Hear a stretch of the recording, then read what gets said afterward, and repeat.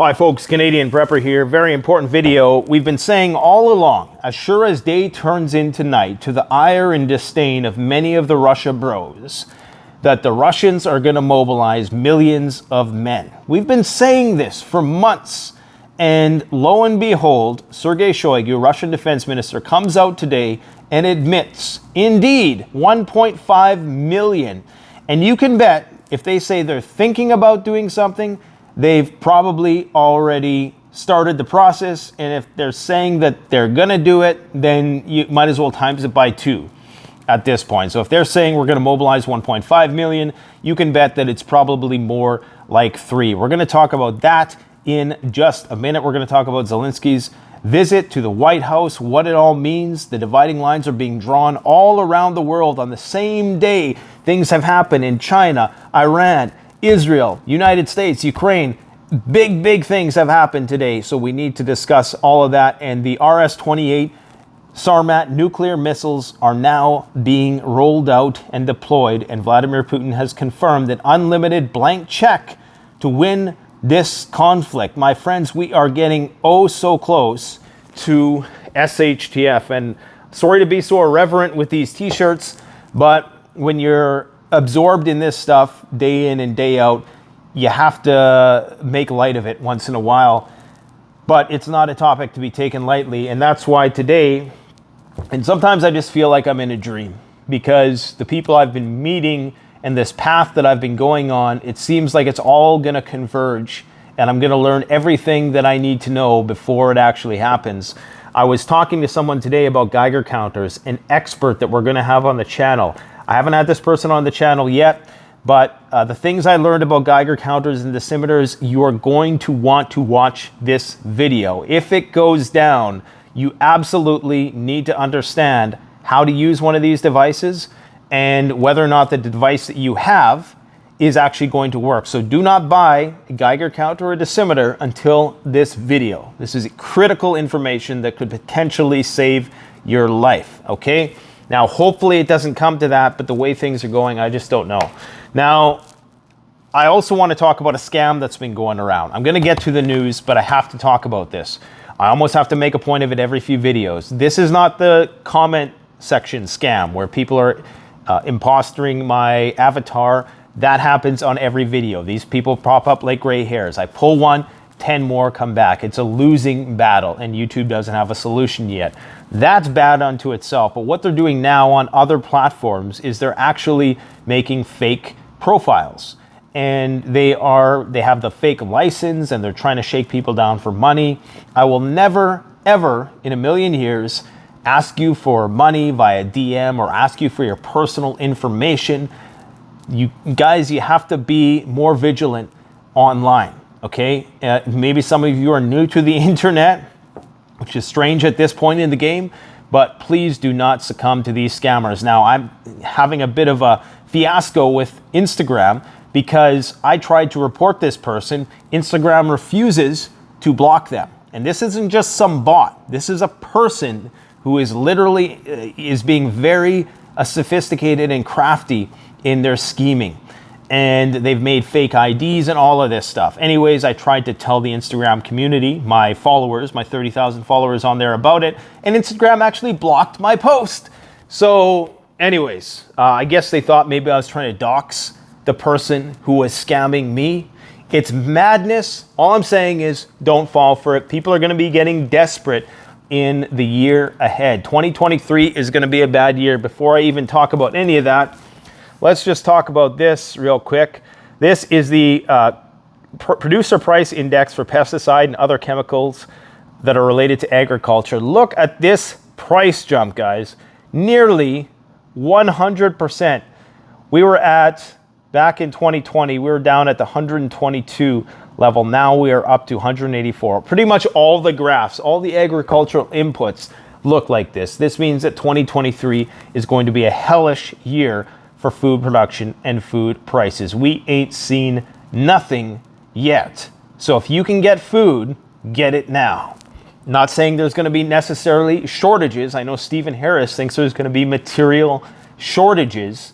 I mean, if the war really gets hot, there's going to be some material shortages. Okay, no more mangoes and stuff like that that come from overseas. There's going to be problems. But even food price increases, they're going to hit the developing world incredibly hard, and they're definitely going to hit our disposable income. So let's talk about this conscription of the military in Russia. 1.5 million. That was a number that was thrown around. Now, they're saying that they want to bring the total. They're being a little vague about this. They're saying we want to bring the total military to 1.5 million troops. Right there, I'm going to call BS. Because officially on paper, Russia already has 1.5 million troops. And they go on to say that this is including 700,000 contract soldiers. I'm pretty sure that you can take this number and probably add at least 50%. Because this is what the Russians have been doing all along. We said they were going to impose mobilization, and of course they mobilized. They said it was partial. Now they're saying it's pretty much full. And what they've done is they've raised the age limit, because if you don't know, the Russian population, like most European populations and populations in the developed world, they're not repopulating at a fast enough rate. So there's not enough young people to fight the wars.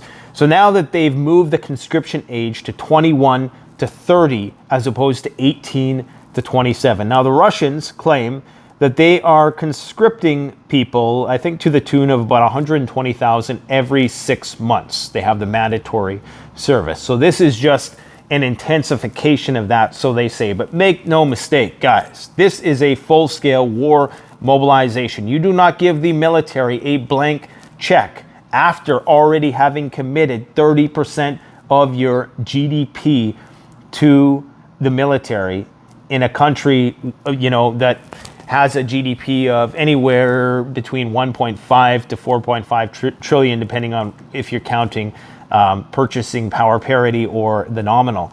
But it's a lot of money. It's a lot of money. They're deploying nukes. They're deploying troops to the Swedish and Finnish border.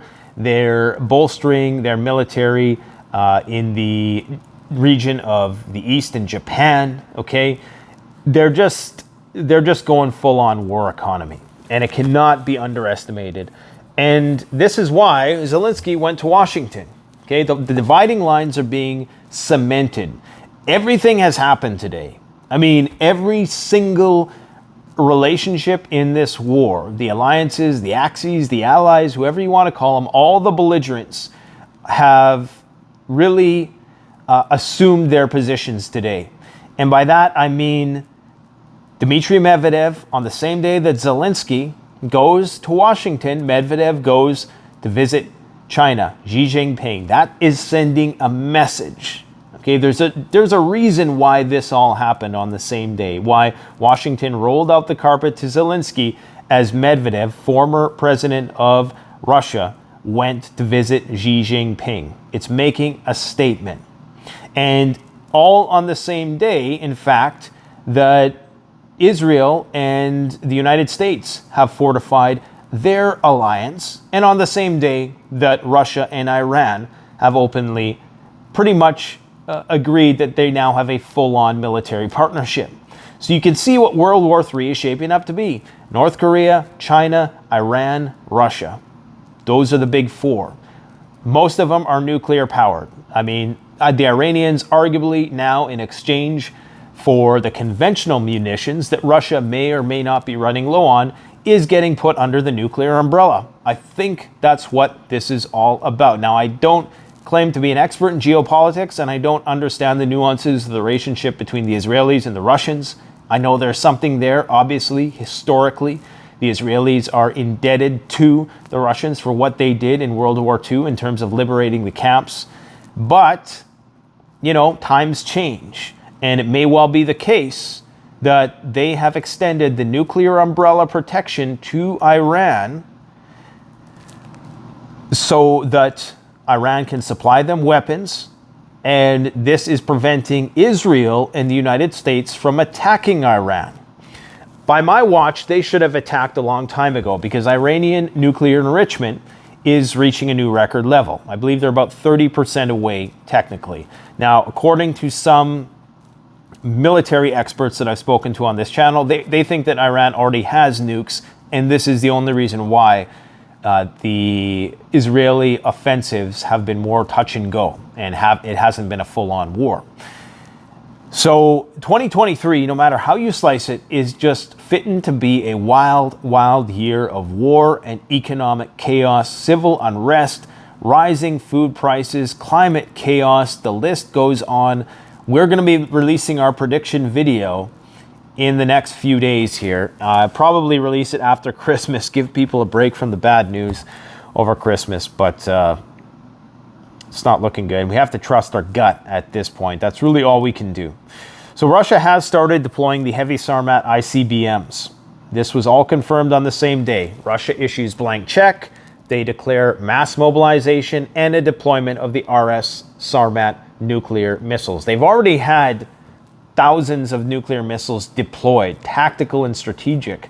But these are sophisticated. This is different. This is game-changing stuff. One of these Sarmats, not only are they navigable, maneuverable, they travel at speeds of like 27,000 miles per hour, I believe. Is it miles per hour, kilometers? Regardless, it's faster than a bullet. You can't intercept it. It's impossible because these hypersonic glide vehicles, it's just impossible. These are not city killers. These are state killers. One of these things could probably do a lot of damage to all of our Minuteman missile silos. Okay, and right now we have the strategic bombers, or at least the stealth ones, the B-2s. For some reason, they are out of commission right now. And it's some sort of faulty, I don't know if it's a cyber thing or what. Maybe the Russians are sending a signal. Maybe they hacked Skynet. Who knows? Or maybe it's just the United States bluffing, as I indicated in my video yesterday. But the nuclear, the specter of nuclear war is profound right now. And Shoigu, the Russian defense minister, said something interesting today. He said what we've been saying probably since day one. Since like March, I've been saying this exact thing. It almost makes me wonder, is he watching my videos? I don't think so. I'm just joking. I'm not that conceited with my views. The U.S. and its allies supply the Kiev regime with weapons, train its soldiers, provide intelligence, dispatch advisors and mercenaries, and wage an information and sanctions war against us. We are effectively at war with NATO. He didn't say that last part, but I mean, fill in the blank. It's obvious, right? What else do we got to talk about today? We talked about improving combat readiness. The Russians are on a heightened state of alert. They're sending new groupings of troops near Sweden and Finland. Medvedev has met with Xi, who has cautioned against the risk of nuclear war. And of course, he has to say that. I think that's sending a message that, well, if the United States is going to openly endorse Zelensky and support Ukraine, which they've been doing, obviously, then, that relationship is going to be the same with China and Russia, although China's support is going to be more covert. Russia has issued a dire warning over Ukraine's fate if these U.S. weapons deliveries continue. Now, we've heard this for a long time, but the one line that the United States has yet to cross is the delivery of long-range missiles. Now, according to Dmitry Peskov, the supply of arms by Washington continues. The range of supplied weapons is expanding. All of this, of course, leads to an aggravation of the conflict, and, in fact, this does not bode well for Ukraine. So every time that the United States sends longer-range missiles, that means that the Russians, in order to secure their own borders, have to push even further in beyond the annexed regions. Now, we all know that the big winter offensive is coming soon. It's clear as day. It's just a matter of days, weeks, because of the ground not hardening as fast as it should this time of year due to some unseasonably warmer weather in that part of the world, certainly not in ours. But what they're concerned about at this point, the Russians, and according to Politico, the publication points out that the Ukrainians will ask Joe Biden for the supply of MGM-14 ATACMS ballistic missiles with a range of up to 310 kilometers, as well as the American MQ-9 Reaper and MQ-1C drones. These can be equipped with AGM-114 Hellfire missiles. So, a few weeks ago, there was a report that came out that suggested that the U.S. has effectively greenlit attacks on Russian territory. So that would be the first change in policy that we would see preceding a move like this. And so now they're saying that Zelensky needs these longer range weapons to preemptively respond to an anticipated Russian attack. Right? And that's the exact same thing we've seen with the attack on the nuclear bombers. And then a few days later, of course, Russia bombed the crap out of Ukraine. And now 80% of Ukraine is in the dark. On the same day that all this is going on, Iran and Russia have entered a full-fledged defensive partnership, the U.S. has warned. The U.S. has alleged that relations between Iran and Russia have reached a fully-fledged defensive partnership based on the words of U.S. State Department's Ned Price.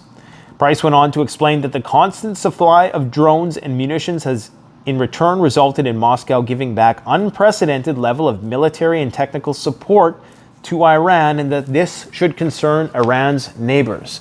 Do you think they will help them get the bomb? It's possible, if they don't have it already.